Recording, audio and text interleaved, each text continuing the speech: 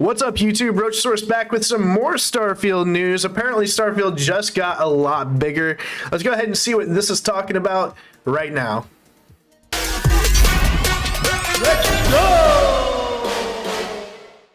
Alright guys, Wes here, welcome back. In 2 months, Starfield will be officially go for launch, and if it's anything like what we saw during the Starfield Direct, we are going to be eating good in September. Now there's no doubt that it's going to be a massive game, but what if I told you that Starfield just got a lot bigger? Well, lucky for you, a ton of huge details and secrets have been revealed, from a brand new leaked gameplay screenshot to how in-game system exploration and interstellar travel will work. Along with that, we're going to explore the various mysteries surrounding Starfield, like what happened to Earth, and whether or not Starfield will have advanced intelligence. Is Earth still there? Optimize your experience, strap in, and let's get started. Since we're about 2 months until the global launch of Starfield, there's going to be a ton of leaks, fake leaks, outlandish rumors, and just all of the above. I don't think it's time to go dark just yet, but get ready because I'm sure story spoilers will be out there eventually. Now, recently we got our first gameplay screenshot that leaked, and according to other creators, this is a part of a greater gameplay video floating around. I personally don't have it in my possession, but it makes sense that something is out there, especially since there is a ton of QA testers out there playing and making sure Starfield is ready for launch. Now, if we take a look at the I wish I could have got my hands on like a demo of this or something. Starfield will have a space AK. Now, this isn't our first time seeing an AK in official screenshots and videos, so that's not really groundbreaking, but what it does is it further adds credence to the screenshot's legitimacy. The weapon looks like it's in the series of Kalashnikov rifles. It's hard to pin down what type it is exactly. It looks more like an AK-100, but for now, we're just going to call it a space AK. Now, at the bottom right, it shows the rifle with 30 rounds in the mag and 244 in the reserve. If we take a look at the mini-map on the very left side, the player is on the planet Jemison, and at the bottom right of the mini-map behind the player is the capital city of the United Colonies, New Atlantis. There's about 5 other icons on the mini-map, which I'm assuming are quest objectives, as well as various landmarks and resources the player previously scanned. If we take a look at the top of the screen, it says fast travel directly from the missions menu, and you could do so by pressing tab, which is a cool tooltip. Hopefully we'll be able to toggle those off and on in the settings. Now, if you take a look at the character on the ground, that is a United Colonies security guard. And then if you take a look at what's in the inventory, there is 33 7.77 millimeter caseless rounds, which are the same rounds found in the Eon pistol and the Grendel PDW. Another thing we can point out is the fact that the UC Security's armor doesn't seem to be lootable. It's like they took the word Prendle from, like, you know, park, reverse, drive, neutral, all that good stuff, and then they just took out the P and put G for Grendel. I don't know. Random stuff. Sorry guys, let's get back to the video. At this time, so maybe the screenshots from an earlier build of the game, or perhaps lootable armor is all random. Maybe there's going to be a perk or something that increases the rate at which armor loot drops. It's really just hard saying, but I hope it's not a situation where everything is random, but only time will tell. The next thing that we could point out is the rare weapon drop, which is the Grendel PDW. You can see the attributes of the weapon. It has 30 physical damage, 30 energy, 34 electromagnetic, and it causes 10 thermal status effects and 20 radiation. The O2 filter also has a minus 25% oxygen consumption. Now, the Grendel PDW has a value of 935, which seems normal at first glance, but it actually confirms something about the overall game economy. Oh shit. Bethesda games, the amount of money vendors could have on hand was on the lower end of things. But with Starfield, it seems like the economy was Skyrim, bro. Because if you can sell a rare item for 953 credits, as well as this spacesuit for 20,000 credits, imagine how much money some of the vendors will have. We know the end game will require a ton of credits with outpost building and ship customization, so it seems gone are the days of having to fast travel to multiple vendors just to be able to sell everything that you need to sell. This brings us to the second leaked screenshot, which shows a loading screen with the character name Dustin in the bottom left, as well as level 2. Now, there's a hint below the player's name that says the targeting skill increases accuracy and range when firing from the hip. So nothing too crazy about these two screenshots, but Godspeed to whoever Dustin is. As you know, there are a lot of questions left unanswered for Starfield. For instance, can you explore interstellar space? Will there be advanced intelligent life? Which I'll be going over my theories about that in just a bit, but for now, I'd like to go over some new details we recently learned, like how in-system exploration and landing on planets will work. According to a recent discovery, when you approach a planet, you can fly around the planet and then choose your destination to land. If you take a look at this screenshot by Reddit user Vin Kitsune, you could see that New Atlantis is visible on the screen, but before the screenshot happened, it was not visible. As the player approached the planet Jemison, the city of New Atlantis appeared. They said this tells me that we will likely be able to freely travel in a star system instead of having to get up from the flight controls and go over to the star map to select our destination. That'd be cool to just freely travel around the universe. Instead of having it on like autopilot or something, you can just manually drive it around. I don't know.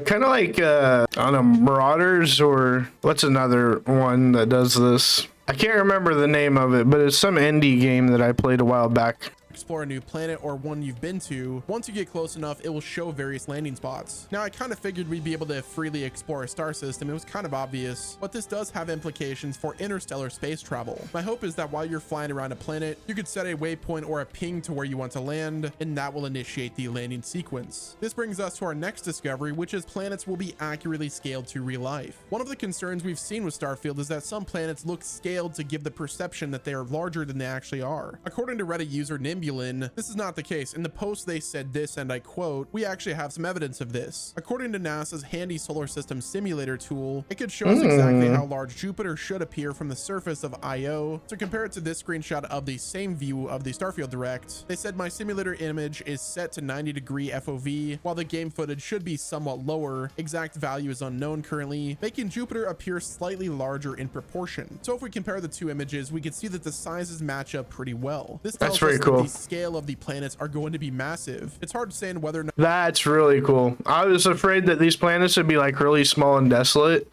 and have like, you know, like the 900 planets that's not supporting life. No Man's Sky, can't you explore the whole planet in like under 5 minutes or something like that? I can't remember exactly, but this is really cool. So we're going to be able to explore these planets on a massive scale here. That's what this is telling me. Now we'll be able to freely explore each planet in its entirety, as I'm sure that there's going to be some zones that aren't explorable, like massive oceans, deep crevices that are death traps, and so on and so forth. Now, I'm not fully convinced about the scale of this alone, planet exploration like this in depth, you know, for the entirety of the planet, that could take like months just to explore one planet, and you'd be on a whole ass adventure, not even counting the other, you know, 99 that support life. But if they are indeed similar to how they are in real life, this kind of changes everything for me. Starfield really could be bigger than anything we all imagined, but it's best to keep all of our expectations in check. I doubt every planet will be gigantic. Now, since we were on the topic of Jupiter, this kind of raises an important question. I feel like the resource planets should be smaller, and the planets that support life should be bigger. Question that I have about exploring gas giants. With a planet like Jupiter being full of hydrogen and helium with a core that is just unknown, it's unclear to NASA if Jupiter has a solid core or if it's a thick, dense soup of stuff that is 90,000 degrees Fahrenheit. So the thought of being able to explore a planet like that seems just crazy. Maybe we could send an instrument or a drone, maybe Vasco, down there to explore the planets, but it's hard saying. Maybe our spacesuit can withstand the pressure and heat, but I highly doubt that. Maybe there's going to be some gas giants that are explorable and then others that aren't, which would lower the overall number of explorable planets, but only time will tell. Starfield has a ton of mysteries, especially surrounding how space exploration will work. We know for certain that in-system exploration will be possible, like we talked about earlier, but what about interstellar exploration? Will we be able to explore interstellar space as well as have autopilot to freely explore interstellar space, or are we limited to just jumping between star systems? It seems like an obvious yes, but without official clarification, it's hard to say so. I would love to be able to use my ship's gravity drive and randomly stop whenever I want. Let my ship fly throughout the vastness of space, walk around my ship, talk to my crew members, sort through my inventory, and plan my next voyage. This brings us to our next bit of information, and that is Starfield will have an autopilot feature, and you can even assign someone from your crew to pilot your ship. Now, if you take a look at this part of the Starfield Direct, it looks like various crew... Although I'm pretty sure you could have done this in other games as well. If I'm not mistaken, I'm pretty sure you could do that in Mass Effect. Correct me if I'm wrong.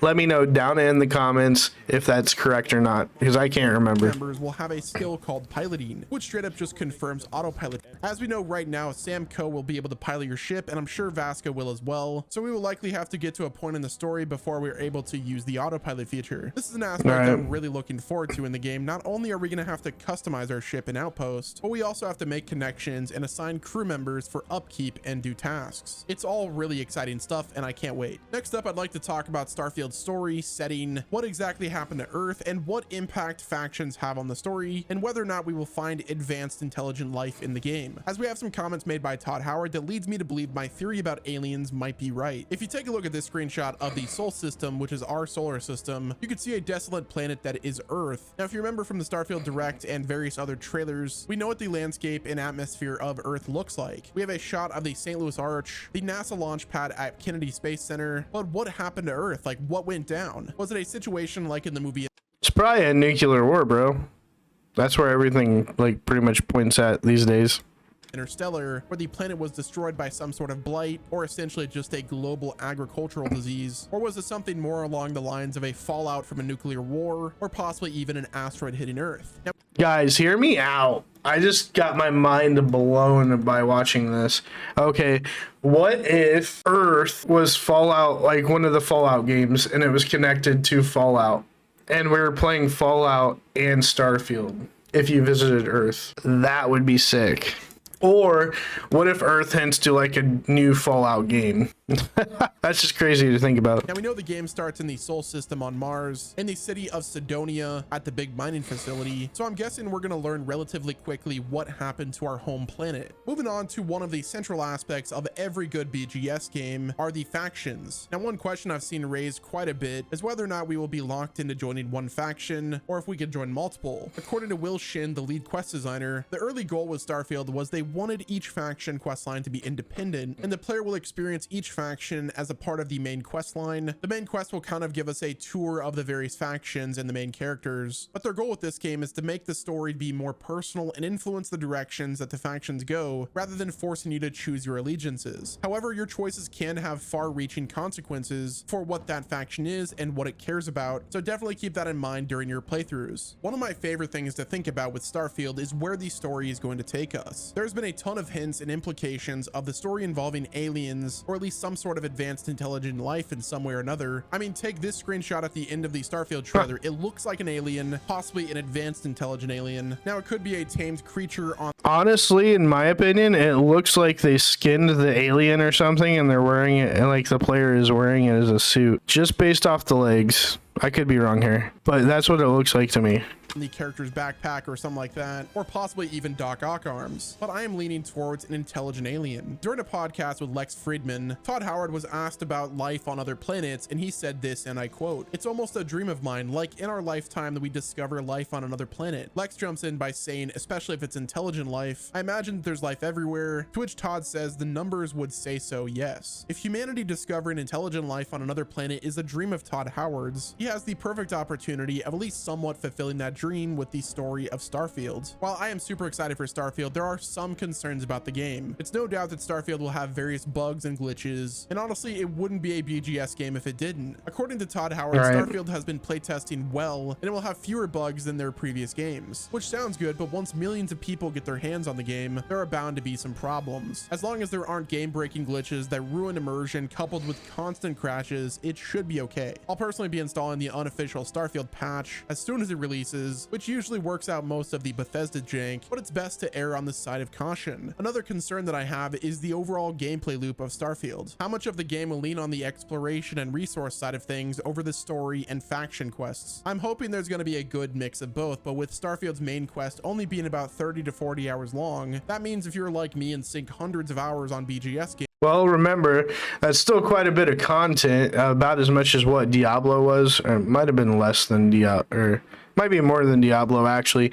But anyways, plus we're getting 10 years of content supporting this game. To me, it's well worth the money. The majority of our time on the game will be exploring the galaxy, surveying planets, building our outpost to auto resource farm, with the end goal of customizing our dream ship and maxing out our character. Let's hope the main quest is fulfilling, because the end game seems to shift focus from being a sci-fi epic to being a Minecraft or No Man's Sky style game.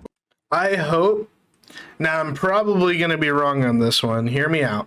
I hope that this game will be multiplayer. Like, you can play with friends and stuff on here. I think that would make it really cool. Now, obviously, you can have the option as well to play solo, like pretty much all Bethesda games, but I really would like to see multiplayer added to this. Maybe a mod adding multiplayer. However it's done, I think this would be really cool to play with friends though. Let me know your guys' thoughts down in the comments. Which, don't get me wrong, I do love that aspect. I just hope the systems in place are addictive enough to want to replay. Just like how awesome it is to start a new world on Minecraft and building yourself up. But one of the reasons it works on Minecraft, and No Man's Sky for that matter, is the multiplayer, which Starfield of course won't have. That's gonna wrap it up with this video. Well, let me know what your thoughts are.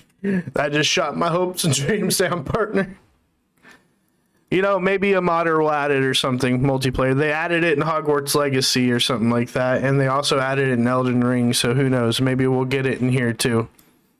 In the comments. If you've enjoyed my coverage of Starfield, do me a favor and like the video and subscribe to the channel with your notifications turned on. Thanks again for watching. This has been West, and I will talk to you guys in the next video. There you guys have it. That is another look at some more big news for Starfield, talking about what happened to Earth, advanced alien life, how factions work, autopilot for interstellar space travel, and all that good stuff. That's gonna be it for this video, guys. If you liked the content, please leave a like, hit the sub if you're new, and as always, I'll catch you on the next one. Thanks for watching.